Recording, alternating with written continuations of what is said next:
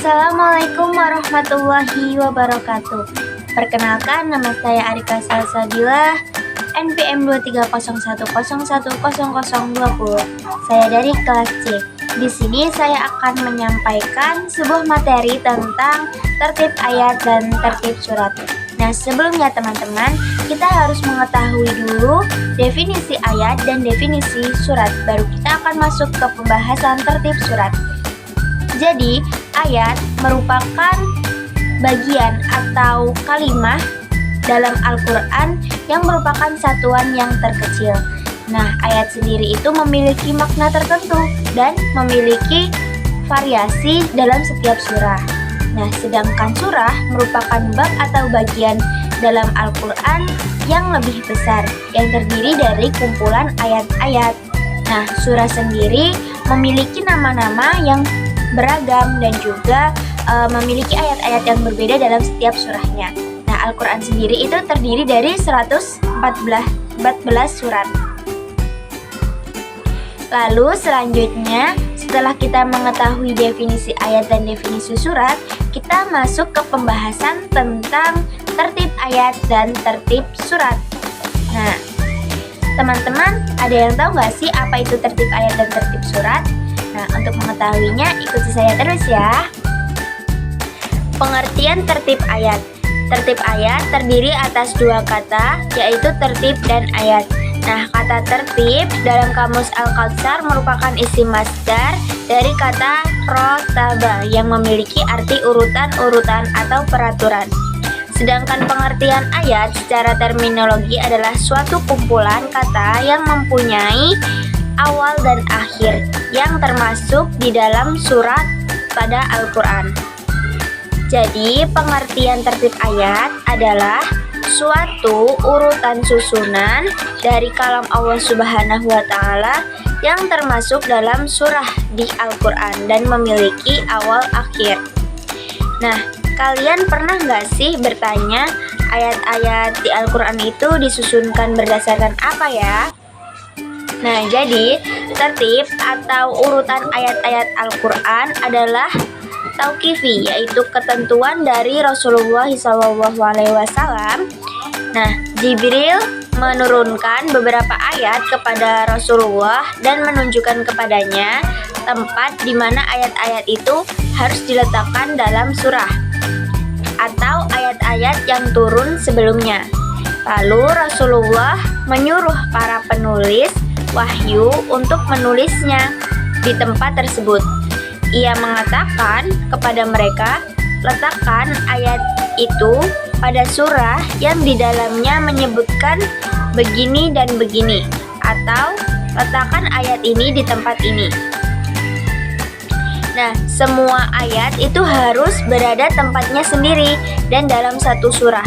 Misal contohnya yaitu surah Al-Fatihah ayat 1 dan 2. Misalnya, Bismillahirrahmanirrahim, Alhamdulillahirabbil alamin, Ar-Rahmanirrahim. Nah, itu tidak boleh dibaca terbalik, seperti misalnya Ar-Rahmanirrahim, Alhamdulillahirabbil alamin. Nah, itu kan tidak sesuai, tidak berurutan. Selanjutnya, yaitu pengertian tertib surat.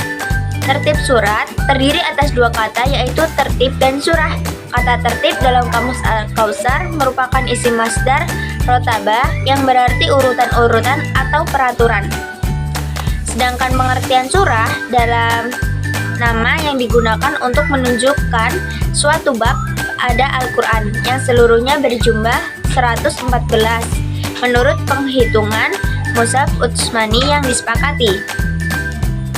Jadi, pengertian tertib surah adalah suatu urutan atau susunan dari bab Al-Quran yang seluruhnya berjumlah 114 menurut perhitungan Mushaf Utsmani yang disepakati. Nah, pernah nggak sih kalian itu berpikir, kenapa ya kok surah-surah di Al-Quran itu bisa kesusun seperti sekarang? Kenapa kok susunannya begitu? Nah, jadi menurut pendapat ulama itu berpendapat yang beda mengenai urutan surat yang ada hingga saat ini. Sebagian ulama meyakini bahwa pengurutan surat itu berdasarkan tauqifi. Sebagian meyakini berdasarkan ijtihad para ulama atau para sahabat pada zaman itu.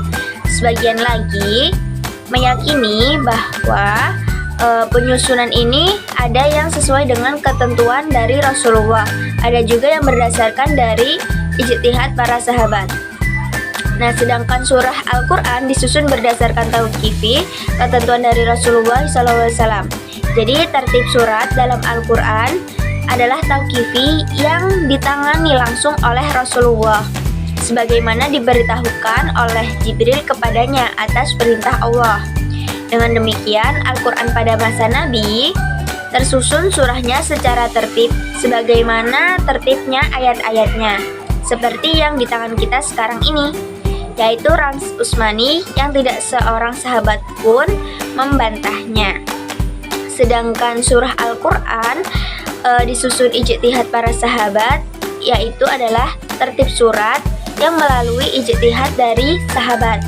Mengingat adanya perbedaan tertib di dalam mushaf mereka, mushaf Ali disusun menurut tertib nuzul, yakni dimulai dari Iqra, Mudassir, Nun, Kalam, dan Muzammil, dan seterusnya hingga akhir surah Makkiyah dan Madaniyah.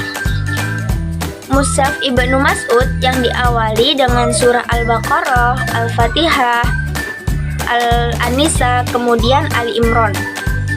Nah, selanjutnya yaitu ada surah Al-Quran yang disusun berdasarkan tauqifi dan ijtihad. Sebagian surah itu tertibnya tauqifi dan sebagian lagi berdasarkan ijtihad para sahabat. Jadi Ibnu Hajar itu mengatakan tertib sebagian surah-surah atau sebagian besarnya itu tidak dapat ditolak dari sifat tauqifi. Syekhul Islam Ibnu Taimiyah memberikan penegasan boleh membaca atau menulis mushaf-mushaf para sahabat. Oleh karena itu terjadilah perbedaan penulisan pada mushaf-mushaf para sahabat. Akan tetapi tatkala mereka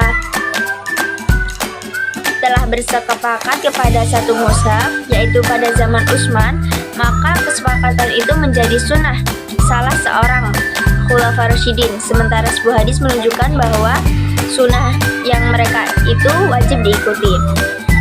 Selanjutnya yaitu ada Rams Al-Quran, ketentuan atau pola yang digunakan oleh Utsman ibnu Affan bersama sahabat-sahabat lainnya dalam penulisan Al-Quran, yaitu berkaitan dengan susunan huruf-huruf yang dapat dalam mushaf-mushaf yang dikirim ke berbagai daerah dan kota, serta mushaf imam yang berada di tangan Utsman sendiri.